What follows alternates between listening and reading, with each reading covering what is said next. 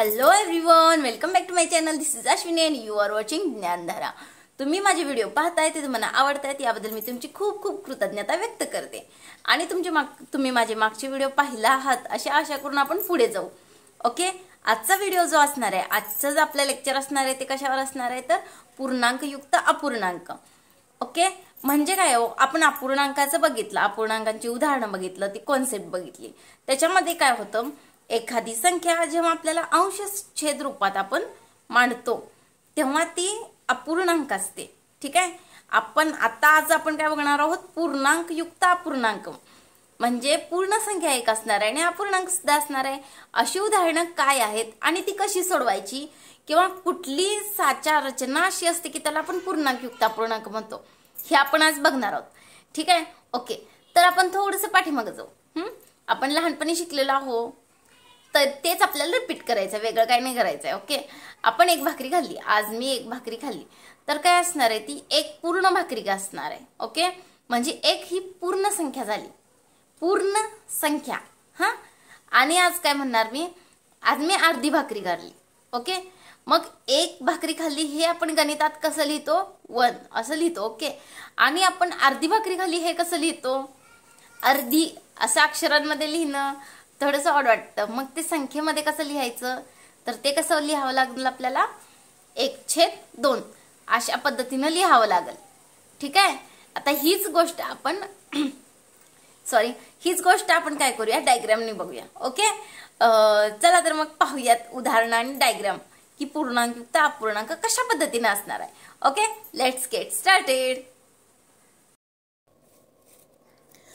Okay, पूर्णांक युक्त अपूर्णांक म्हणजे काय हो, जेव्हा आपण अडीच भाकरी खातो.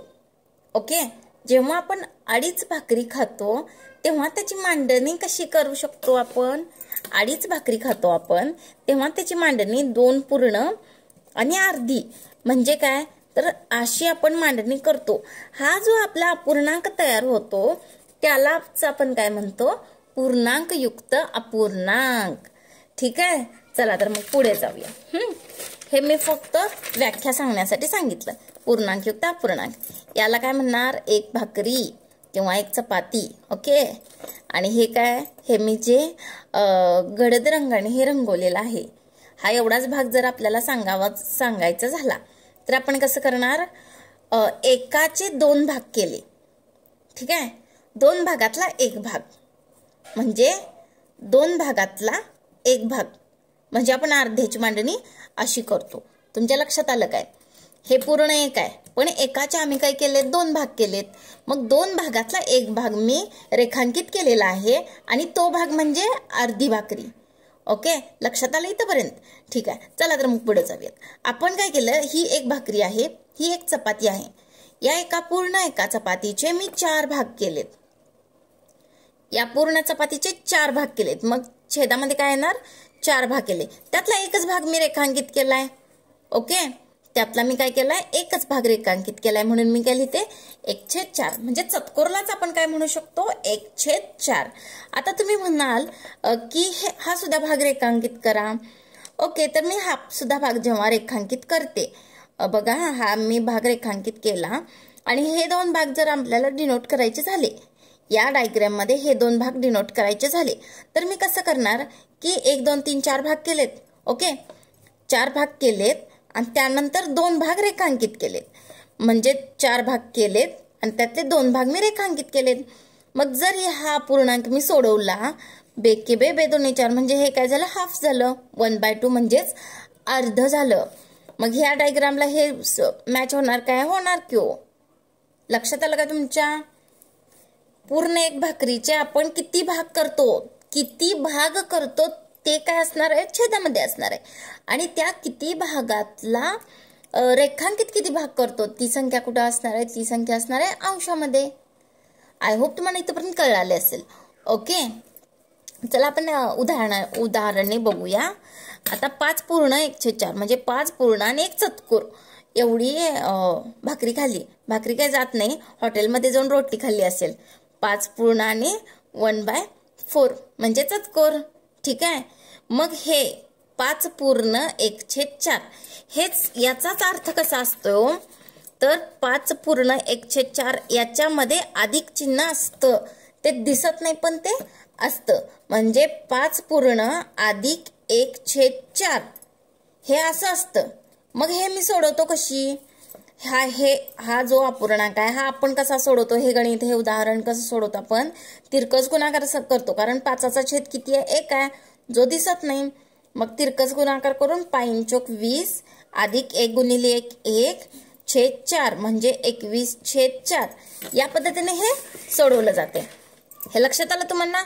21/4 म्हणजे 5.1/4 बरोबर 21/4. मग 5.1/4 मध्ये कोणतं चिन्ह आहे? कोणतं चिन्ह आहे मित्रांनो? तर चिन्ह अधिकचं आहे.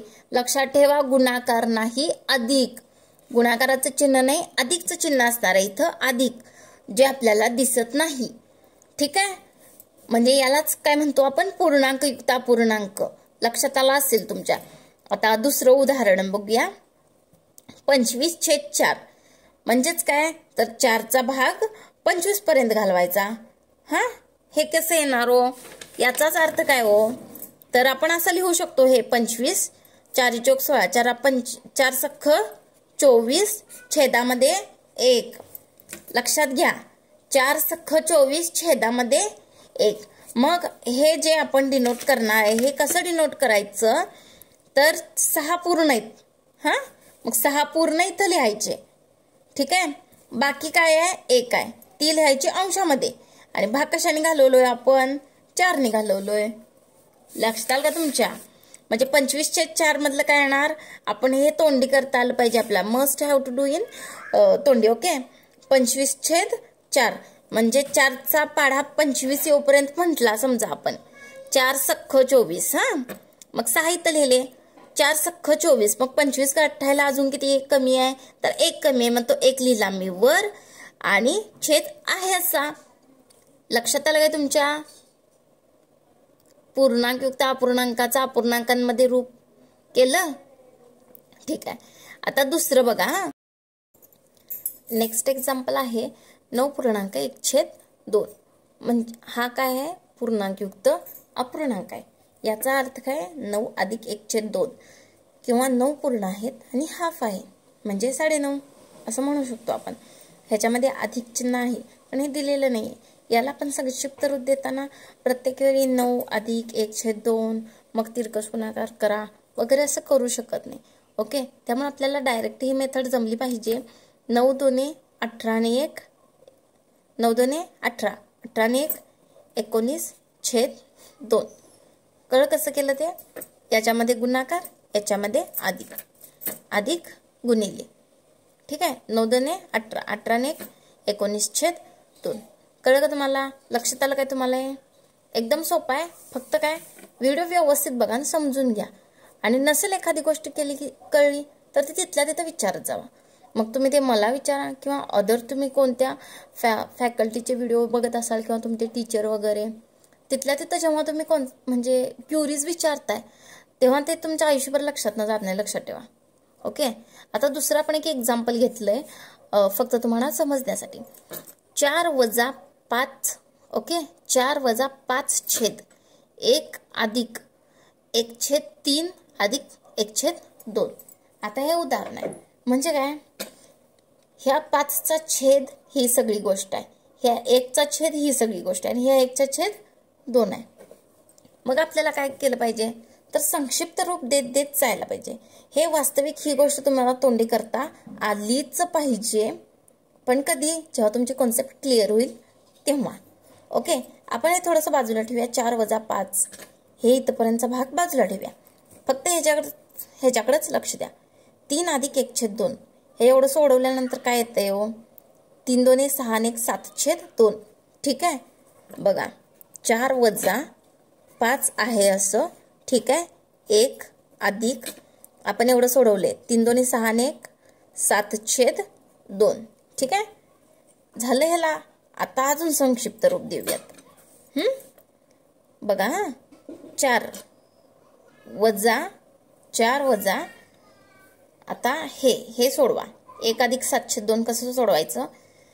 बे आणि 2 आणि 7 9 9/2 म्हणजे 5/9/2. ठीक आहे.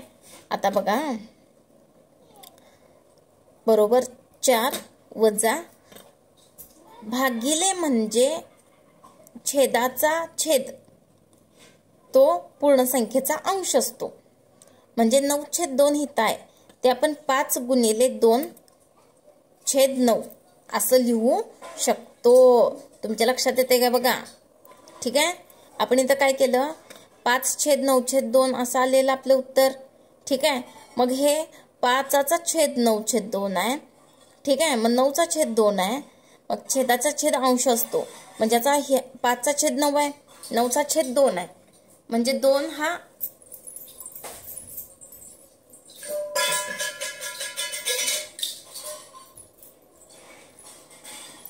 हा या पूर्ण संख्येचा अंश असू शकतो. ठीक आहे. म्हणजे काय लिहू शकतो आपण इथं 4 वजा 10/9. ठीक आहे. कसं लिहायचं होते हो 4 वजा 10/9. ओके. त्याच्यानंतर आपण हे आता रेग्युलर पद्धतीने सोडवू शकतो. 9×36 वजा 10/9 म्हणजे 26/9. ठीक आहे. हे काय झालं आपलं फायनल आन्सर. समजलं का तुम्हाला हे गणित कसं सोडवायचं. अजून एक उदाहरण आपण बघूयात. 7/2 भागिले 5/2 गुणिले 1/1/2. ठीक आहे. 7/2 आहे असं लिहिलं. भागिलेचं आपण काय करणार आहोत उलटून गुणिले म्हणजे गुणिले आणि उलटून काय हो तर 5/2चं काय लिहिणार आहोत आपण 2/5 आणि पुढच्या टर्म आहे अशा. ओके. गुणिले हे कसं आपण ह्याला संक्षिप्त रूप कसं देणार 1/1/2 म्हणजे काय 2 2 आणि 1 3/2. कळलं तुम्हाला कसं आलं. ओके. आता हे आपण सोडवू शकतो. 2 ला 2 गेले 7×3=21 5×2=10 म्हणजे उत्तर काय आलं आपलं 2.1 किंवा 21/10. कळलं तुम्हाला. आता नेक्स्ट एक्झाम्पल बघूयात आपण. 7/3 अधिक 1/1/2 ऑफ 5/3/2 अधिक 1/2/3. ठीक आहे. आता बघा हे काय आपलं पूर्णांकयुक्त अपूर्णांकामधलं उदाहरण नाही आहे. फक्त आपण बॉडमॉस ही थेरम शिकण्यासाठी एक बेसिक म्हणून आपण एक एक्झाम्पल ह्याच्यामध्ये मी घेतलंय. ठीक आहे. आता बघा ह्या पूर्ण ह्याच्यामध्ये ऑफची जी कॉन्सेप्ट आहे ती अगोदर सोडवायची म्हणजे ही टर्म आपल्याला अगोदर सोडवावी लागणार. मग याचं संक्षिप्त रूप करून घेऊयात आपण. 7/3 अधिक 2 आणि 1 3/2 गुणिले 5/3. ठीक आहे. छेद 2 अधिक 3 आणि 2 5/3. बघा आता ह्याच्यामध्ये आपण 7/3 आहे असं ठेवलं. ठीक आहे. अधिक आहे असं ठेवलं. हे सोडवून घेतलं 3 ला 3 कॅन्सल झालं काय उरलं 5/2 उरलं. ओके. त्याच्यानंतर छेद 2 अधिक 5/3 हे सोडवल्यानंतर आपल्याला काय मिळालं 3 2 6 आणि 5 11/3. ठीक आहे. आता बघा 7/3 अधिक 5/2 भागिलेचं आपण हे भागिले इथं 11/3 आहे ते मी गुणिले काय करते हो गुणिले 3/11 हे कंसामध्ये टाकते नाहीतर तुम्ही अगोदर हे पहिलं सोडवशीला. ओके. आता हे सोडवून घेऊयात आपण. 7 2 14 5 त्रिक 15 14 आणि 15 किती हो 7 2 14 5 त्रिक 15 14 2 28 आणि 1 29/3 2 6 गुणिले 3/11 3 1 3 3 2 6. आपलं उत्तर काय आलं हो 29/22 29/29 /22. कळलं तुम्हाला पूर्णांकयुक्त अपूर्णांक. बघा हे एक्झाम्पल कसे आहेत मी कशा पद्धतीनं सोडवलंय. ठीक आहे. आपला हा व्हिडिओ करण्याचा एकमेव उद्देश म्हणजे आपल्याला पूर्णांकयुक्त अपूर्णांक ही कॉन्सेप्ट कळली पाहिजे, हे बेसिक कळलं पाहिजे. जर तुम्हाला हे बेसिक कळलं तर आपलं अजिबात कुठं तटत नाही बरं का. म्हणजे प्रत्येकच गोष्टीला सूत्र हे ते वापरावं लागतं, ती गोष्ट वेगळी. पण आपल्या जर बेसिक कॉन्सेप्ट क्लिअर असतील तर आपण लॉजिकली तोंडी एखाद्या प्रश्नाचं उत्तर आपण देऊ शकतो. आणि ते आता म्हणजे कॉम्पिटेटिव्ह एक्झामसाठी ते जास्त गरजेचं आहे. स्टेप बाय स्टेप उदाहरणं सोडवण्यापेक्षा कसं तुम्ही डायरेक्ट आन्सर काढू शकताय ह्या दृष्टीने आपल्याला बेसिक कॉन्सेप्ट क्लिअर करणं गरजेचं असते. ओके, समजला का सगळा व्हिडिओ? सगळे एक्झाम्पल्स अगदी सुटसुटीत मी सोडवून सांगण्याचा प्रयत्न केलेला आहे. जर कुठल्याही एक्झाम्पलमध्ये तुम्हाला थोडीफार जरी शंका असेल तर ते तुम्ही मला कॉमेंटमध्ये नक्की सांगा. ठीक आहे. अँड कीप प्रॅक्टिसिंग, कारण प्रॅक्टिस मेक्स मॅन परफेक्ट. जर तुम्हाला गणिताला अजून स्ट्रॉंग बनवायचं असेल तर सराव फार फार महत्वाचा असतो. ठीक आहे. जर तुम्हाला सरावासाठी एक्झाम्पल्स हवे असतील तर तसेही तुम्ही मला कॉमेंट बॉक्समध्ये नक्की सांगा. ठीक आहे. व्हिडिओ आवडला असेल तर like, share, subscribe my channel. Thank you. Bye bye.